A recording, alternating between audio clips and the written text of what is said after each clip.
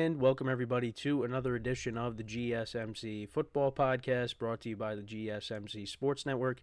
As always, I'm your host, Kenneth, and it's great to have you guys here on this Monday, October 14th.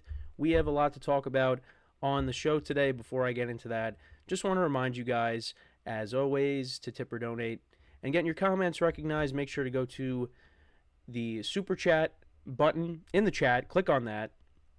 This will help create a super chat of any thought or comment you may have throughout the live broadcast. I will acknowledge it, and it just makes the show more lively, more entertaining between myself, the host, and you guys, the viewers. We appreciate your guys' viewership each and every day, so any contribution you can make to the show means the world to us as we put out content for you guys each and every day. And also, the other way to help out the show, if you don't do that, is by going to the link at the bottom of the show segment on the ticker, GSMCPodcast.net. That is GSMCPodcast.net. So it's good to be back. I know it came as a little bit of a surprise to maybe some of you that there was really no show outside of Monday. And that is because I was under the weather for the entire week. The thing that I was dealing with about a month ago came back. So I was dealing with that. And I'm still not 100%. But hopefully, we get back to 100%. But we're getting to that point. We're on the other side of it now. So, but yeah, that's what ended up happening last week. So, a lot of things to talk about, a lot of things to catch up on, because there were things that happened last week that we'll talk about a little bit today. But we will start off the show by talking about the Lions and the Cowboys, their game yesterday. We'll get into talking about the Commanders and the Ravens, their matchup as well. We'll also get into the crazy game down in New Orleans with the Saints and the Buccaneers. Then we'll also talk about Drake May and his debut. He started for the Patriots, so we'll talk about that game, the Patriots and the Texans. And then we'll get you set for tonight's big AFC East showdown between the Bills and the Jets. And we'll talk about something that the Jets did last week that I wasn't able to talk about because, like I said, I was out. I was sick.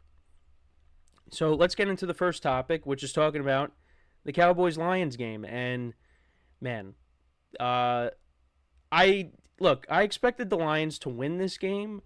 I did not expect it to be like this. 47-9 was the final score of this game. Cowboys didn't even score a touchdown in this game.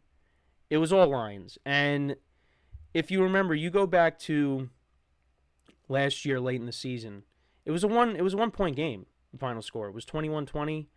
And, the Lions, of course, they went for 2 at the end of the game to go ahead. And there was that whole thing with the tackle not reporting eligible, and it was just this whole thing. And the Lions did not forget about that game because they came in and they ran up and down the field. They ran up the score. They clearly wanted to run up the score here. And yeah, it just, when you look at the Cowboys, last week they beat the Steelers, but I looking at that game, I was like, they did not play good, and the Steelers are 4-2 right now, but, the Steelers, they still have their issues offensively. So I really wasn't overly impressed by the Cowboys win. I don't think many people really were. So going into this game, this was going to be another test. How do you stack up against the Lions, who are one of the best teams in the NFL? And Cowboys are clearly not in the same weight class as the Lions, which, you kind of figured, but I just didn't think it was going to be like this. It's just the Lions had their way. They were doing all these different things. They were having tackles, running routes. I mean, Penei Sewell would have had a touchdown, but they called it back. It's just the Lions had a lot of fun in this game. You could clearly tell for the most part. But I do want to bring up, though, late in the game, Aidan Hutchinson, their star defensive end, got hurt. Fractured his tibia, so he's going to be out the rest of the year. And it was a freak injury. It was you want to look away when they showed they didn't show the replay, but of course it was on Twitter.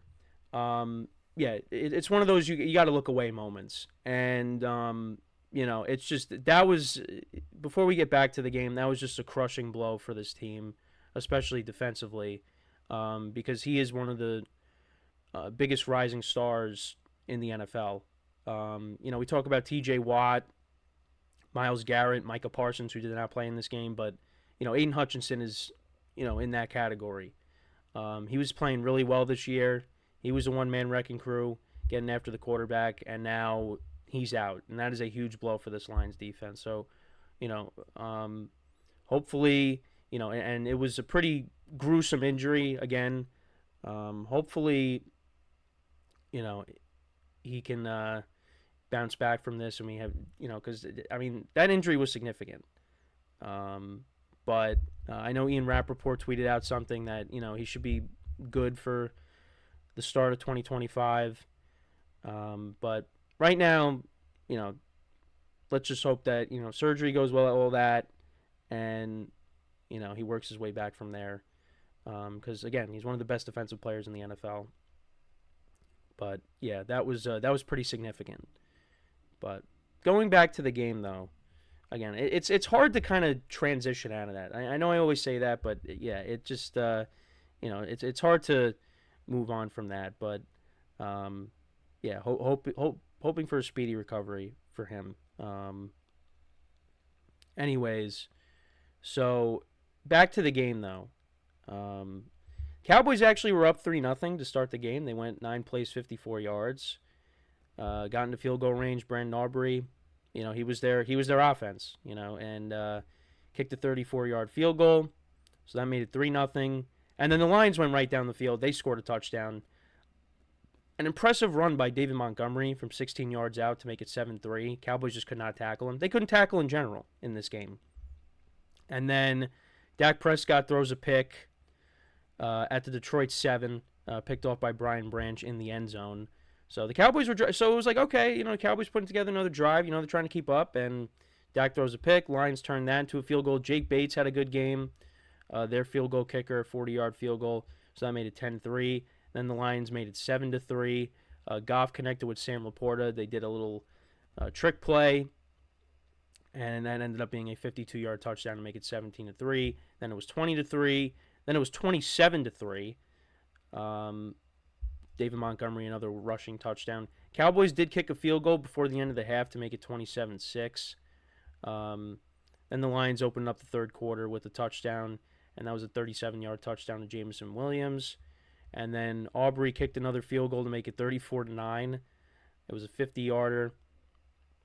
Lions then scored another field goal. Cowboys fumbled. Lions turned that into a field goal. Another interception by Dak. And the Lions, it looked like it was going to be a pick six, but ended up being down to the 4. And then Goff connected with AmonRaSt.Brown for a 4-yard touchdown to make it 47-9. This game took forever to finish. Then Cooper Rush came into the game, and he threw a pick. Lions turned it over on downs. Cowboys fumbled to end the game, and that was it. Lions, in terms of their stats, Jared Goff went 18 of 25 for 315 yards, 3 touchdowns, no interceptions. Hendon Hooker saw a little bit of work, 1 for 2 for 19 yards. Lions ran the ball for almost 200 yards, 184 yards on the ground, 80 by David Montgomery, 63 by Jahmyr Gibbs. Craig Reynolds had 21 yards on the ground in this game. David Montgomery had both rushing touchdowns. Jameson Williams, the leading receiver, 3 receptions for 76 yards and a touchdown. Khalif Raymond had 4 for 73. Tim Patrick, a couple of nice catches in this game. He had 3 receptions for 68 yards. Sam Laporta only had that 1 reception, and that was the touchdown for 52 yards. AmonRaSt.Brown, a quiet day, 4 for 37, but he did have a touchdown as well. 3 interceptions off of Cowboys quarterbacks, 2 by Brian Branch and 1 by Kirby Joseph. And then the Lions defense had 4 sacks in the game. And then as for the Cowboys, Dak Prescott, 17 of 33, 178 yards, no touchdowns, 2 interceptions. So I thought, well, in garbage time, the Cowboys, they'll put up a bunch of points and Dak's numbers will look more respectable. But that was not the case here. And Cooper Rush, he went 8 of 11 for 46 yards, no touchdowns, 1 pick. Cowboys really, didn't run the ball because they were playing behind most of the time. Rico Dowdle only had 25 yards. Zeke had 17. CeeDee Lamb had 7 for 89 receiving yards.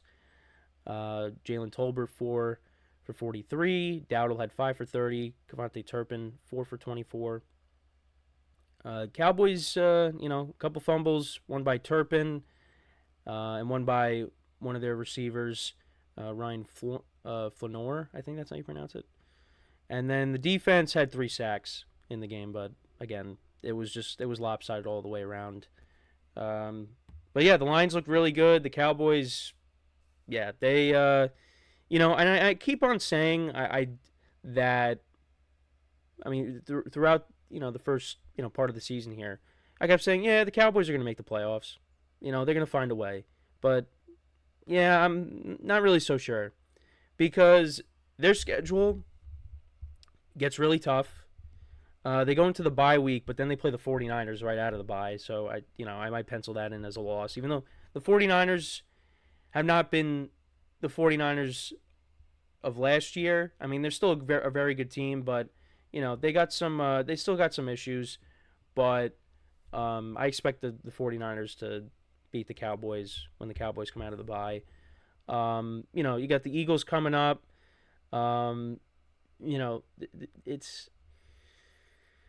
It's not looking good right now. And, this is on Jerry Jones' birthday, this game, and he said he was shocked. I mean, I was definitely surprised by just, like, how lopsided this game was, but I was not surprised by the result. The Lions are clearly the better team. The Cowboys, they can't run the football. They can't stop the run. They can't stop the pass. They're turning the ball over. They're not doing... I mean, the best thing they got going for them is their kicker right now. That's it.